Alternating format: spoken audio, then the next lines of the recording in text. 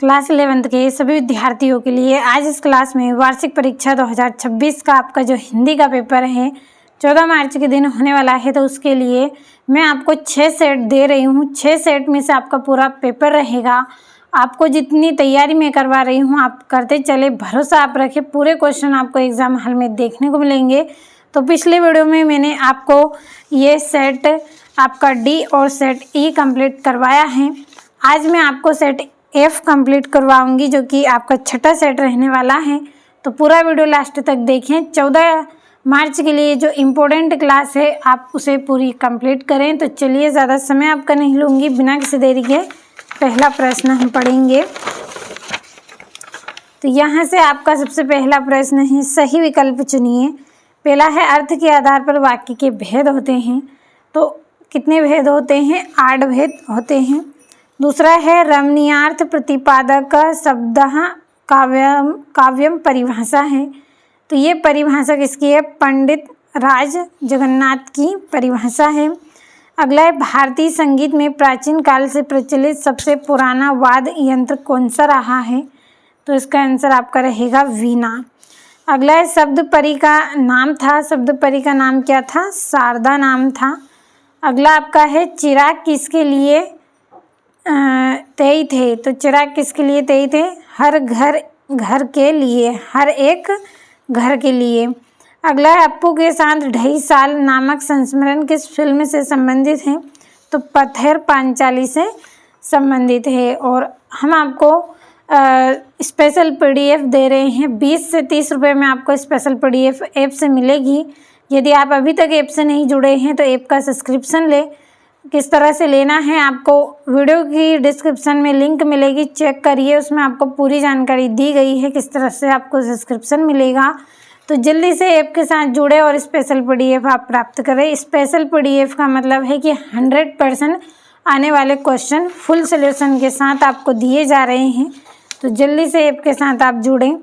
अब चलिए, आपका यहाँ से जो अगला प्रश्न रहेगा, इस प्रश्न में आपको रिक्त स्थान की पूर्ति करके लिखना है। तो पहला आपका रिक्त स्थान इसमें रहेगा, क्रिया से दूसरी क्रिया पर निर्भर रहने वाले वाक्यों को डेडेस कहते हैं। तो क्या कहेंगे? संकेतवाचक वाक्य इनको कहेंगे, संकेतवाचक। अगला है मरसिया का अर्थ डेडेस होता है। तो इसका क्या अर्थ होता है? शौक गीत।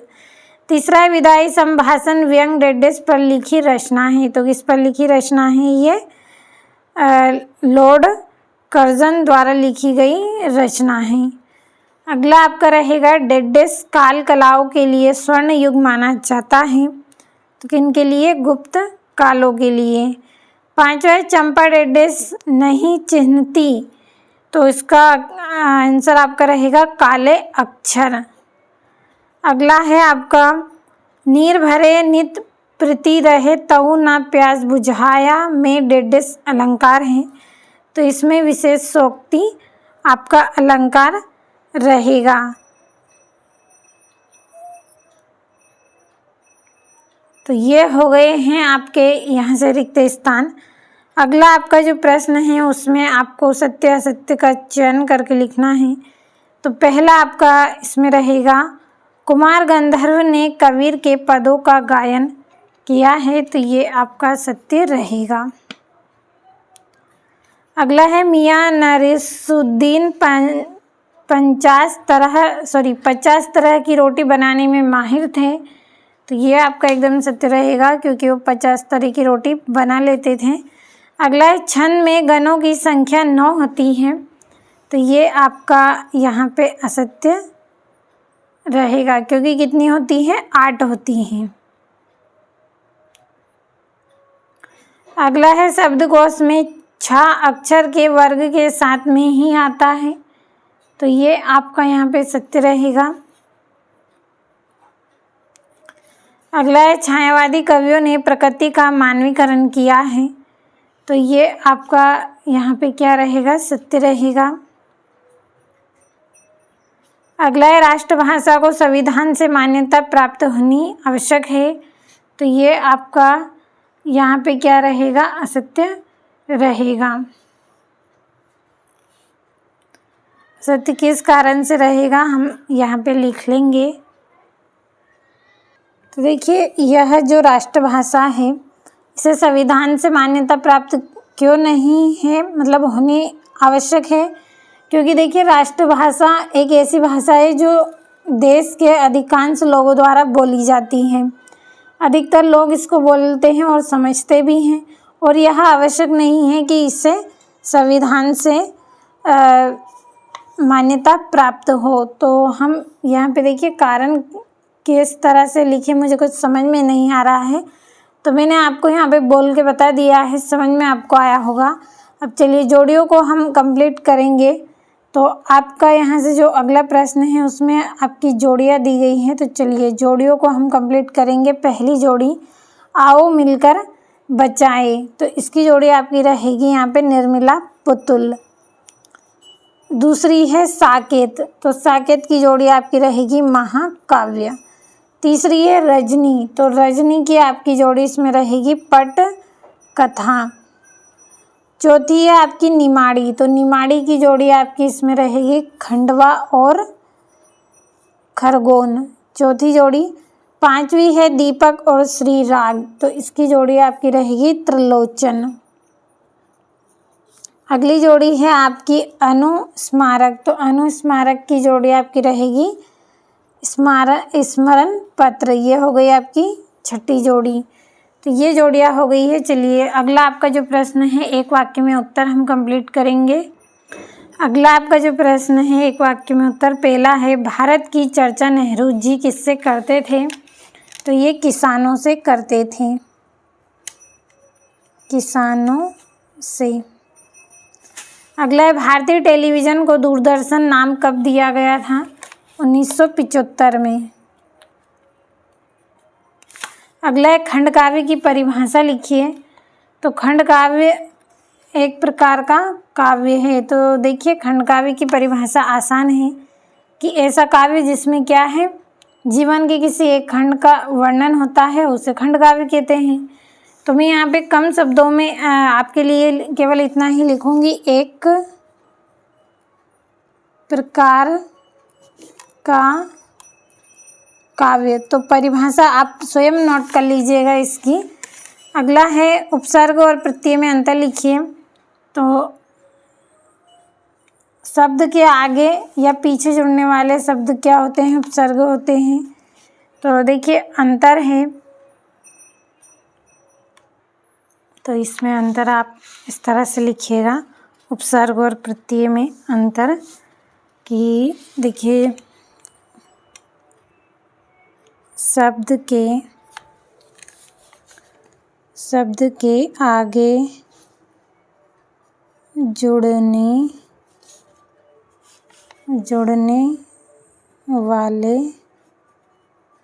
जुड़ने वाले शब्द क्या कहलाते हैं, उपसर्ग। उपसर्ग एवं, देखिए कम शब्द में लिख रही हूँ क्योंकि जगह है कम है, एवं पीछे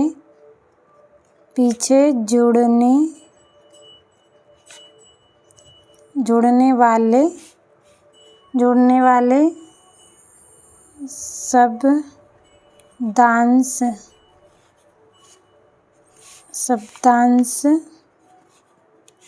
शब्दांश को क्या बोलते हैं, प्रत्यय बोलते हैं, प्रत्यय कहलाते हैं। तो समझ में अच्छे से आया होगा आपको। और खंड काव्य की परिभाषा आप लिख लीजिएगा कि ऐसा काव्य जिसमें जीवन का या किसी घटना का एक पक्ष का वर्णन होता है उसे खंड काव्य कहते हैं। अगला है अक महादेवी ईश्वर को क्या कहकर संबोधित करती थी, तो ये ईश्वर को क्या कहकर संबोधित करती थी, यहाँ पे मैं इसका आंसर लिखूंगी,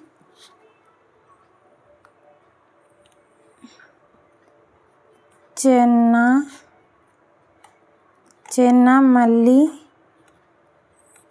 अर्जुन कहकर ये संबोधित करती थी। क्या कहकर, चेन्नमल्लिक अर्जुन कहकर ये संबोधित करती थी। अगला आपका इसमें रहेगा द्विवेदी युग के प्रवर्तक का नाम आपको बताना है, तो क्या नाम है इनका?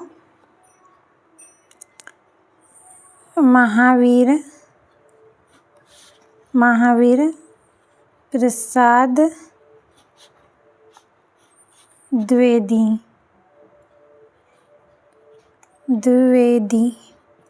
महावीर प्रसाद द्विवेदी। तो ये हो गए हैं एक वाक्य में उत्तर। छठा आपका प्रश्न, प्रयोगवाद के दो प्रमुख कवियों के नाम लिखकर एक एक रचना का नाम लिखना है। सातवें में लक्ष्य की प्राप्ति में इंद्रिया बाधक होती है, इस संदर्भ में अपने तर्क दीजिए। आठवें में प्रबंध काव्यों मुक्तक काव्यों में दो अंतर और प्रसाद गुण की परिभाषा उदाहरण सहित और शांत रस को उदाहरण सहित आपको समझाना है। ये यहाँ से आपका 11वां, पंडित अलाउद्दीन की गाड़ियाँ कहाँ और क्यों किसने रोकी थी। 12वें में लोकोक्ति का अर्थ स्पष्ट करते हुए एक उदाहरण देना है। और 13वें में शब्द युग्म किसे कहते हैं या कितने प्रकार के होते हैं। और नृत्य में क्या अंतर है। और समाचार के तत्वों के नाम आपको लिखना है। और मीराबाई और त्रिलोचन की काव्यगत विशेषता निम्नलिखित बिंदुओं के आधार पर करनी है। दो रचना, कलापक्ष। तो देखिए यहाँ पे थोड़ी सी मिस प्रिंट है, लेकिन बहुत ही इम्पोर्टेंट क्वेश्चन है, आपका आएगा एग्जाम में, तो उसे आप विशेष करके कंप्लीट करें। और कृष्ण सोबती अथवा शेखर जोशी का साहित्य परिचय निम्न बिंदुओं पर करना है। दो रचना, भाषा शैली, साहित्य में स्थान। और हर चमकती हुई वस्तु सोना नहीं होती है का भाव पल्लवन करना है। आपको 19वें में आपतित गद्यांश दिया गया है, अच्छे से कंप्लीट आप कर लेना है। और ये आपका यहाँ से अथवा दिया गया है, ये आए यहाँ से इसके प्रश्न हैं। और ये आपका यहाँ से अगला 20वां प्रश्न है, जिसमें संदर्भ प्रसंग व्याख्या करनी है। इसी तरह से ये इसका अथवा है। और ये आपका 21वां प्रश्न है, इसमें भी संदर्भ प्रसंग व्याख्या आपको करनी है। और ये यहाँ से आपका 22वां, अपने विद्यालय के प्राचार्य को आवेदन पत्र लिखिए जिसमें शाला में क्रिकेट मैच करवाने का आवेदन हो।